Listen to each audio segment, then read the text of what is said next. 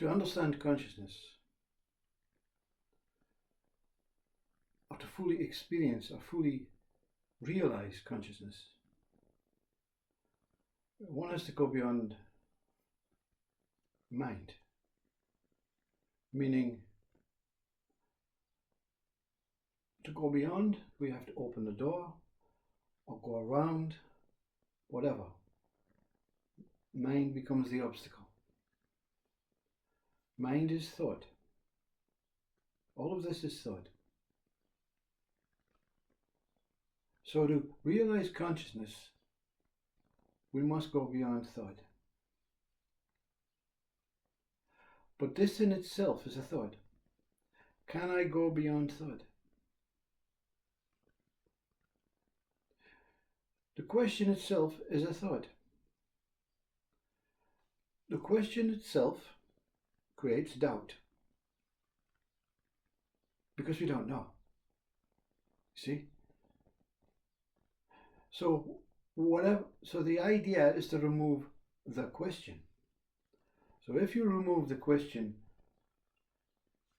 can I go beyond thought? Or can something within myself see through this veil of thought to reach consciousness which is on the other side? Assumingly. So let's remove the question.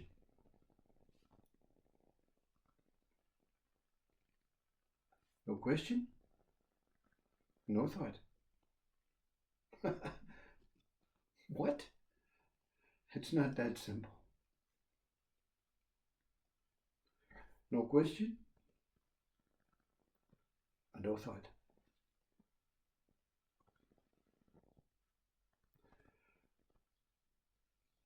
Question comes.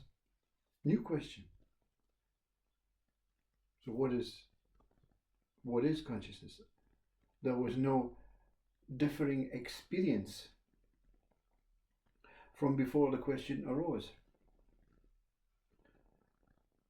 So consciousness does not exist. You see, only consciousness exists. Thought encases it, enshrouds it, masks it, veils it. Now, you say, how can we live without thought? How can we live without thought? Remove the question. Living without thought.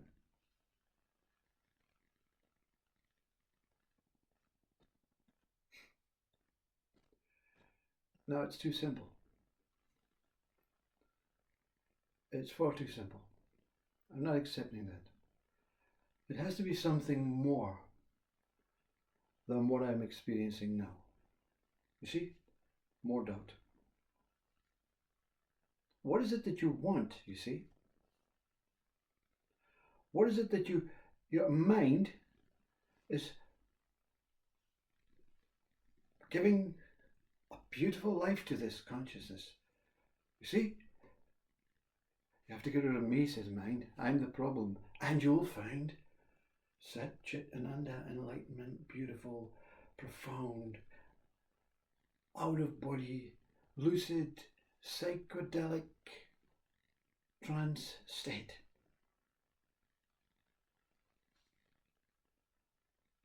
Okay, let's remove that thought.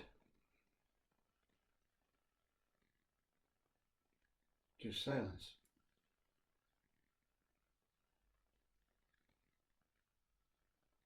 You see, we are now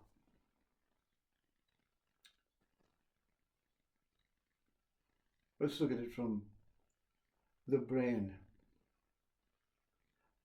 point of view.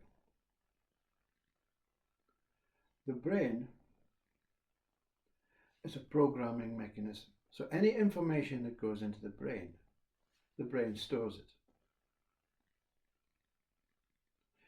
So even when you're young and one of your elder relatives is lying in a coffin, you ask your parents, why is he not talking? He's dead. Stored. You can continue the conversation by asking about death. What does it mean? Whatever. Stored. Whatever information you get is stored. So when you say to yourself, or someone says to you, we cannot live as a human being on this planet without thinking, you don't want to lose the thoughts. But we just removed the thoughts and we're still living, you see? Now, we don't want to be zombies for the entirety of our life. But the thoughts will produce billions of ideas of what we are, what we could be, what we may be in the future, what we can experience after death, what we experience before birth, what the story of the universe. It can produce fantastical thought. Because we give ourselves, we share our imaginations, our fictional stories, our movies, our plays, our ideas, our dreams, and we begin to believe. The thought itself begins to believe that it is higher than consciousness. Therefore, it creates a greater veil, a greater wall. You need a nuclear bomb to get through the wall to find the door to the other side, because the thoughts are like a steam train. How many of you didn't even experience silence when the question went? Are you experiencing silence now? Meaning, not quietness, no more workings, you see, no more. Yes, I understand, I see what you said. This is all thought. Everything that operates in this head is thought. Everything that operates. I need to itch my nose, thought. Yeah, it turns into an action, a very important action. But you don't need the verbal language to say, I need to itch my nose. You don't talk to yourself and say, I need to walk to the petrol station with the tank. Yeah? But we do it. It's ingrained now. So we actually talk to ourselves. We create so many personality disorders, so many voices in our head, so many things. But there's only me. There's only one. There's only one thought. I am the thought, you see. The mind I am is the thought. The thought cannot exist without consciousness, but we choose to ignore consciousness. We choose to ignore it. It's much more appetizing to think until the dreaded thoughts come, you see. The dreaded thoughts come. And then 50 years from being that child, someone close to you is in this coffin and you recall your granddad or your auntie or whatever it was when you were younger. And you recall the meanings of what your parents told you. And then you start looking for ways of, I don't want that. What about, I want my whatever family friend it is or whatever it is, I want them back, you see. I don't want that thoughts anymore. I want them to be here. You see? And wanting them to be here is itself another thought. You see, because we're talking about this side of the door. When you fall into consciousness, when the thoughts completely vanish, the most fearful situation. Let me tell you about a situation, you see. and it's very scientific and very biological. The brain. The brain activates the thoughts. The brain doesn't think the thoughts. The brain allows the thoughts to come into whatever, whether they're visual thoughts, sound thoughts, you know, smelling thoughts.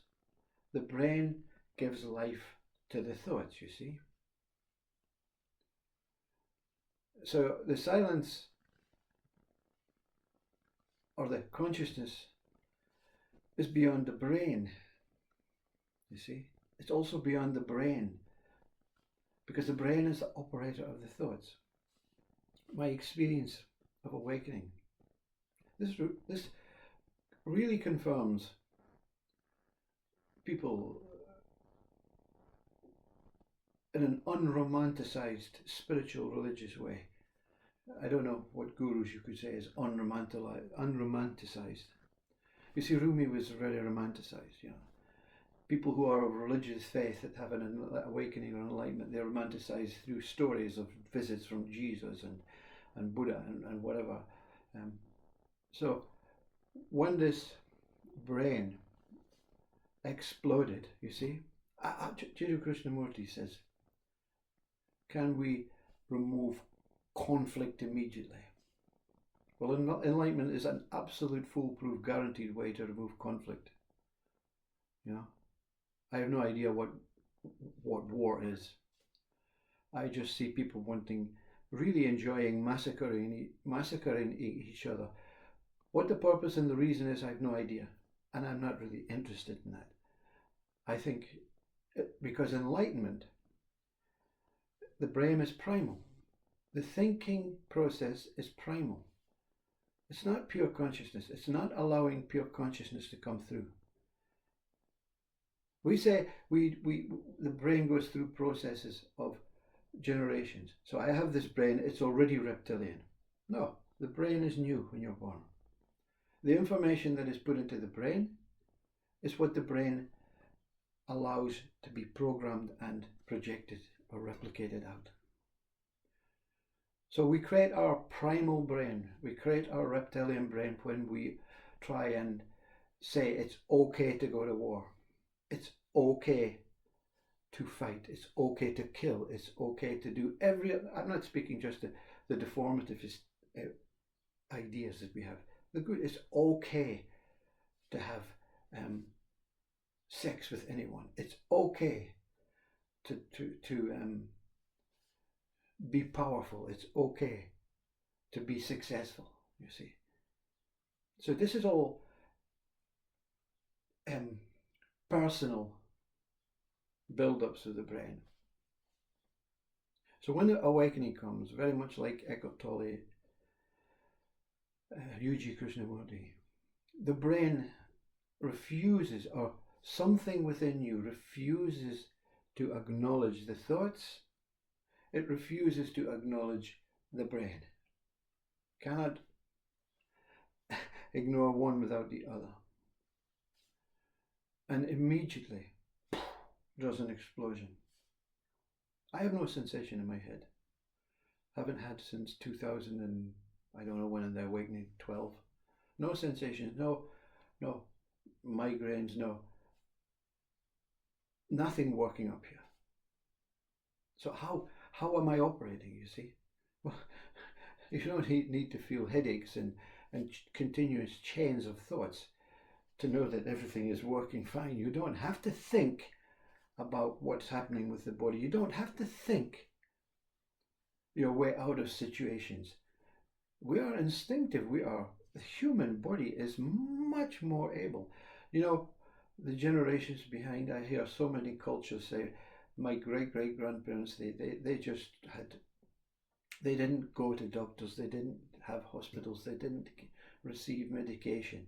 They used natural elements and they lived till hundreds. And you think, that's not because of the change in generations, that's because of the trust in the body. The utmost trust in the body. So, war is not worthy of being here. And this newborn brain, you see, the heart knows nothing, or the hara and the heart knows nothing about war. It knows nothing about conflict. It knows nothing about peace. It is pure consciousness as it is. Your consciousness is not coming from your brain. Your consciousness is coming from your hara, from your umbilical cord, the internal umbilical cord. We have two of everything, you see. When you walk along the road and the sun is shining above, you have a shadow below you. It's the same body. We all know about higher self, lower self. So there are two. There is the thinker and there is the conscious. There is a human and there is a being. And it's okay. Actually, it's pure Buddha contented balance to accept the brain and the heart as equal. And if conflict arises in front of you, the natural heart wants to take action. The brain also wants to take action, but they don't want to take action by causing more conflict. They want to resolve their conflicts unless it gets out of hand and the body defends itself. You see, the idea that a thought of resolving conflicts can resolve conflicts is nonsense. You see, you have to resolve the conflict of thought. You have to resolve the conflict you have with your brain. So you have to go into the silence, beyond the thought, beyond the brain, which means trust, no questions. No questions. Follow the I. I think. Yeah? Where is this I? Where is this I when you say I think? The personal, whole encompassing, conditioned, programmed mind gets ready for a feud. It's me. Ego says, me. I think. I am the thought. I am the thinker. I will make the decisions. I will tell you how your life is. Stop listening to this fool, this speaker. And you must. You must face up to this conflict and say, okay, where are you, I?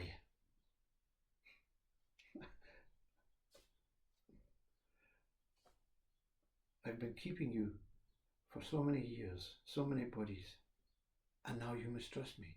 No, I don't mistrust you. I just want to get to know you. Where are you? Where is I?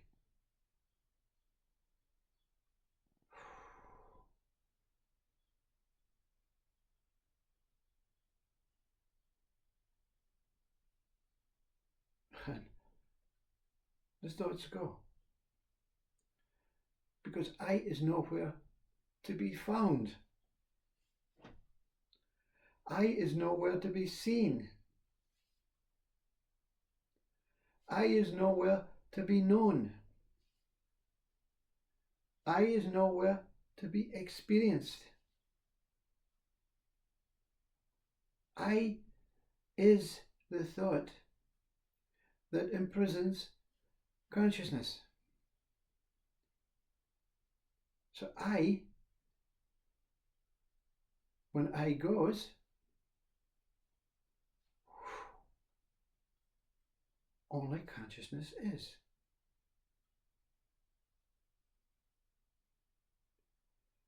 This has been 20 minutes of thoughts to you, and thoughts arising, but not from this programmed head, this warmongering, peace-loving head that thinks it knows how to create peace. It thinks it knows how to resolve world issues. It thinks it knows where the next food is coming from. It thinks it knows it's not going to die until this date, on this year, on the next decade. This I knows nothing. This programmed thing is just programmed information. When it surrenders and gives up, you don't lose your brain. You befriend your brain. The awakening is one moment, one shock. All the scientists, the biologists can say the chemicals, the dopamines, the serotonins, the opiates, they all explode and then fall back into place. Reborn, you see. That's what Christ means by reborn. You see the world different. Of course you see the world differently. How can you not see the world differently? 20 years ago, you're in front of the TV watching a war, the Falklands War or something, saying this is what they should do is this, what they should do is that. Why do they have to do this? Why do they have to? We should get them. We should get them because they're doing this, they're taking this, they're doing this. They're all meanings and purposes and what you would say is justified reasons to kill each other. And you see the world differently. What the hell do we do? I mean, it's not about making judgment. It's about accepting. Love is beyond war and peace, you see. Consciousness is beyond war and peace. Being is beyond war and peace. You see, when you crave for one or the other is affected, you see. There are no opposite values. War and peace are just identifications and words that the brain wants to put into some sort of understanding. It doesn't want to put it into action. Brain doesn't want to war, doesn't want to risk it being killed, it being destroyed. It wants to resolve why it's behaving like this. Why am I behaving like this, says the brain. Why am I behaving like this?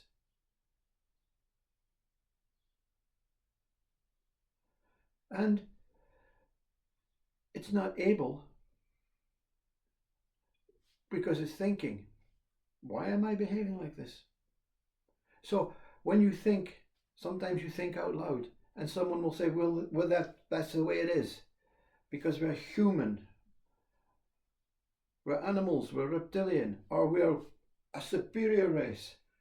We have to show that other, let's fight the aliens, let's fight the whatever country, let's fight everyone, you see, because, we're superior equally, but we have created a hierarchy. So the West is much better than the East, you see. It's been done like that for centuries. Why would we question our forefathers? Why would we question history? We have to fight. The brain is always fighting with itself. The dissolution, the destruction of my brain on that moment, on that awakening, on that enlightenment, when the world around me became pure love, was when the wall of thoughts were broken down. Not spiritual, not Christ, not anything that we want to romanticize about, you see. A biological human being fighting with itself from the minute it's born through a programmed way of not intentional, just a lazy way to say we have to follow the boss ways. You're not supposed to be genuine to yourself. You're not supposed to be original. You're not supposed to be new. You're not supposed to be contemporary. You will do as you're told, because we're all doing what we're told. And we have created a God that clarifies it's okay to do what we're told because we'll get our rewards when we go to heaven. Heaven is when war and peace, dissolve, and whatever you are still in this body. Still in the body, very still, but always in the body. All thoughts lead to the same thing, another thought. And we have put value on thoughts. We have good thoughts and we have bad thoughts. And we have to live our life through trying to reach out for the good thoughts and remove the bad thoughts. This is the bad boy, but he's not really. He's not a bad boy. He wouldn't be here because without it. But it needs the help of consciousness to blossom the true essence of what we have. And one thing I want to finish with is we say, yeah, well, my brain is already developed. I'm already 55 years old, whatever your age is. It's not going to change now. In one moment. If you don't believe this fool, Jiddu Krishnamurti, in one moment, immediately, in 1 nanosecond, your brain is restored to what it should be. And your heart celebrates. Your heart and brain become one. Everything becomes one. The thoughts, they come and they don't trouble you. They don't trouble you. We're going to war. What does that mean? You don't know? No. Well, let me explain to you. Like your granddad in the coffin when you were young, and you say, no thank you. Brain says no thank you. Heart says no thank you. I, that damned I, it's 5 universes away saying, I can help. I can help. I can explain. No thank you. No thank you. Thank you for the thought. No thank you. I remain here as I am, as it is.